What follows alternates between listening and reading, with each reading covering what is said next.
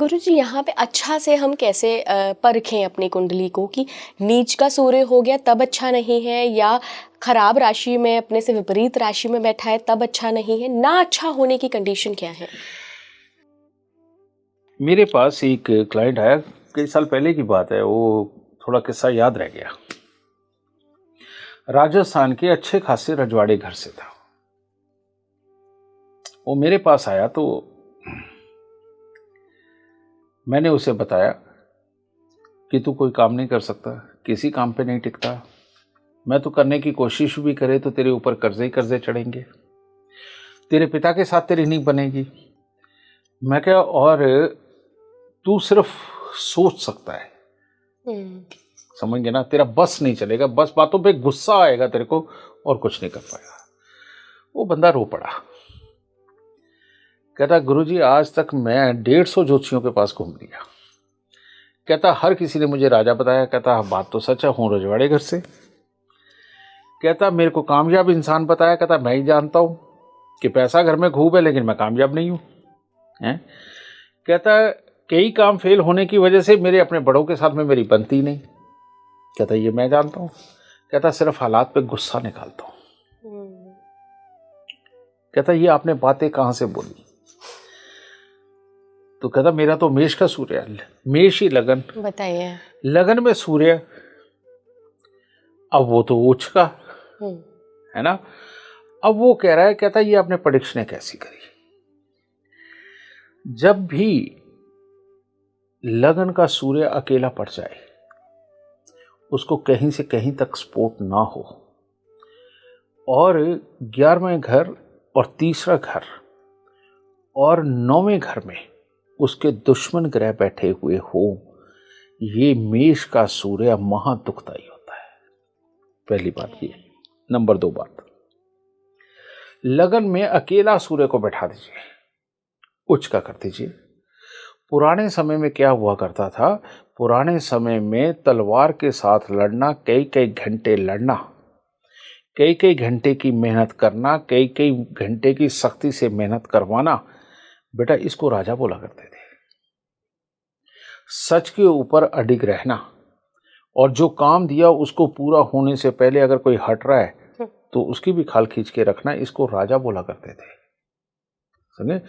राजाओं का महिमा मंडन करना तो एक मजबूरी हुआ करती थी, कोई सच्चाई नहीं हुआ करती थी। समझे? तो तब मेष का सूर्य इस काबिल आता था। आज की डेट में लगन के अंदर मेष के सूर्यों वालों का इतना बुरा हाल है, उनको कोई नहीं पसंद करता, कोई भी इतनी मेहनत करने का आदी नहीं बचा, चालाकी के सारे कायल हो गए, ये चालाकी नहीं करते।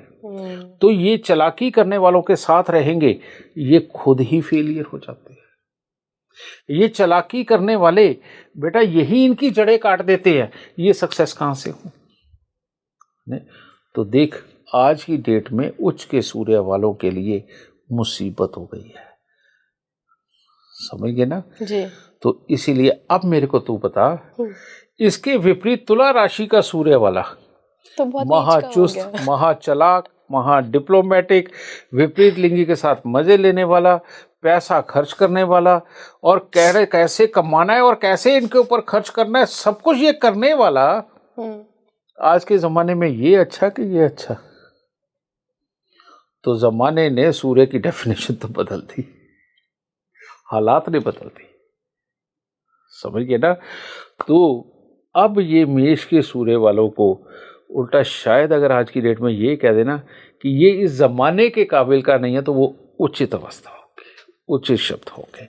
ये फर्क हो गया इन दोनों में। ओके। और स्वराशि सूर्य हो गुरुजी अगर? तो स्वराशि सूर्य भी, स्वराशि सूर्य की ये है कि उसके अंदर समय के साथ कुछ ढलने की आदत, समय के साथ कुछ डिप्लोमेटिक होने की आदत, ये उसमें होती है। वो डिपेंड होता है पांचवी राशि का सूर्य कि जन्म कुंडली में बुध कैसा है, बृहस्पति कैसा है। बुध के साथ तो इसका जुड़ाव होना बहुत जरूरी है, शुभ माना जाता है, क्योंकि शरीर और प्लानिंग दोनों एक होंगे ना, तो शरीर भी अच्छा वर्क करता है और दुनियादारी के अंदर शरीर काम भी अच्छा करता है। ठीक है, तो ये इनका इसीलिए जरूरी है। पांचवी राशि लाल किताब के अनुसार अगर हम देखें तो पांचवा घर बृहस्पति का घर है, ठीक है। तो ऐसी अवस्था में याद रखने की ताकत अगर इंसान के पास अच्छी है, यानी कि बृहस्पति अगर अच्छा है, ठीक है, और तरह तरह का ज्ञान इकट्ठा किया हुआ है, तो पांचवें घर का यानी कि स्वराशि का सूर्य, इससे उत्तम सूर्य जन्म कुंडली में और कहीं नहीं होता। बल्कि मैं ये कहूंगा कि अगर पुराने ज्योतिष के अंदर, वैदिक ज्योतिष के अंदर उच्च का सूर्य अगर मेष राशि वालों को माना गया है, तो आज के जमाने में हमें सिंह राशि के सूर्य को उच्च का मान लेना चाहिए, मेरा ये कहना है।